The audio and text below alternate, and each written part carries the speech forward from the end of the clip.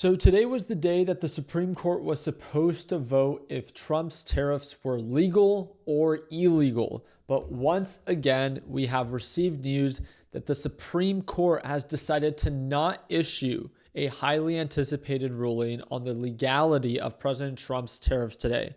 This marks the second straight time the ruling was not released as expected.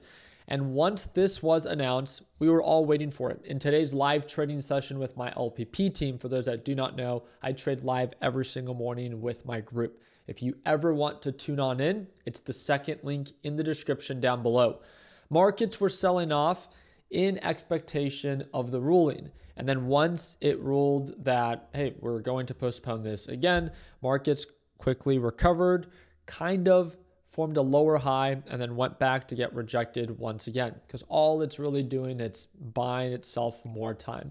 That being said, it looks like markets did pull back a bit, but there's no break of pattern. It's simply a pullback. I want to make sure that that's well understood.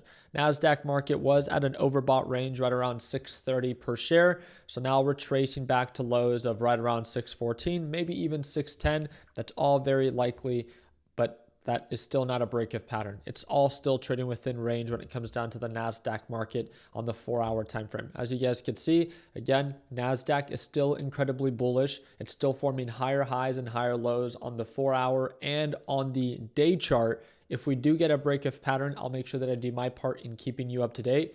But as of now, market direction and market sentiment has overall, for the larger time frames, still have been incredibly bullish. I'm reiterating this because I want to make sure that those that are making money shorting, as a lot of you guys know, I like to short, don't get it twisted. Understand the difference between a pullback that might last a day or two and cool, make your money. But it would be in our best interest to take profits because markets have done an incredible job recovering very quickly. Just food for thought. That being said, I also found this news to be quite interesting. Just in, the U.S.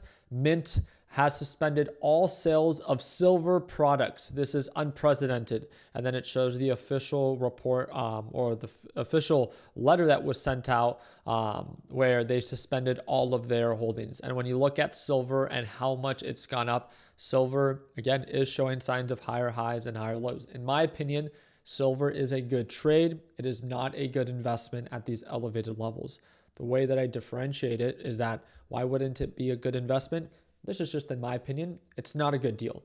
It's overbought, it's overextended, it's pushed beyond the actual use of silver, and now it's just kind of taken a leg of its own. There's a lot of hype being factored into silver, and that's great for the time that it sustains itself.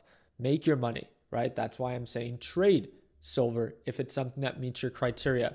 But to invest in silver, literally buying it at all-time highs, in my opinion, it just doesn't make sense. It's a short-lived positive catalyst. It's like buying Bitcoin at $126,000 per coin right before it ends up correcting itself when any form of uncertainty begins to present itself.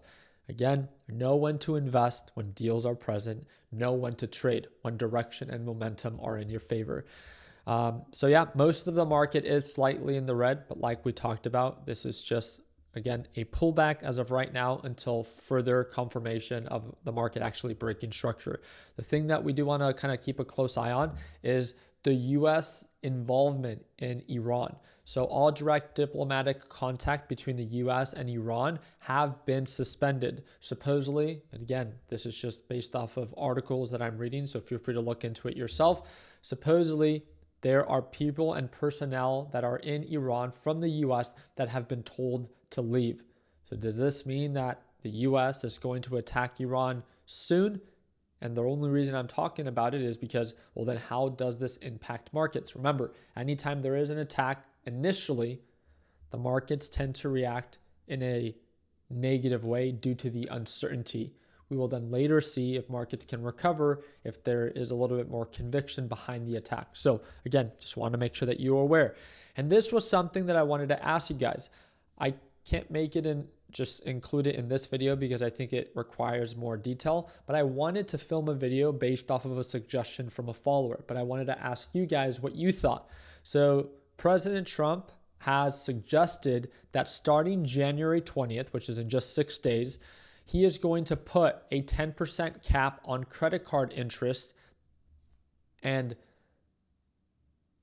I wanted to share not just JP Morgan, or why these different institutions are saying that this would be very bad for the economy, but I wanted to share on why I believe it just would never work. It's not sustainable. And if you guys would like me to make that video, all I ask you to do is to drop a thumbs up. And if this video gets over 500 likes, I'd be more than happy to break it down for you.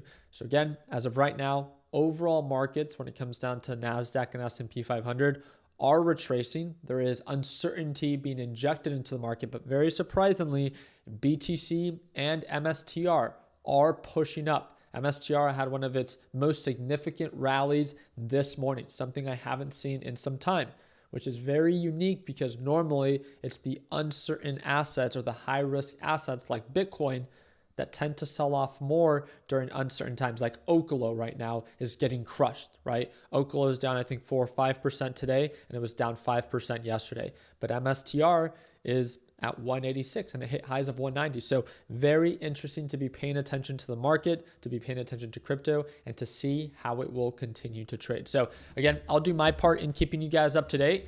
Again, if you ever want to watch me trade live, starting tomorrow, second link in the description down below. You'll get to see it all happen live. Like always, let's make sure that we end the year on a green note. Take care, team.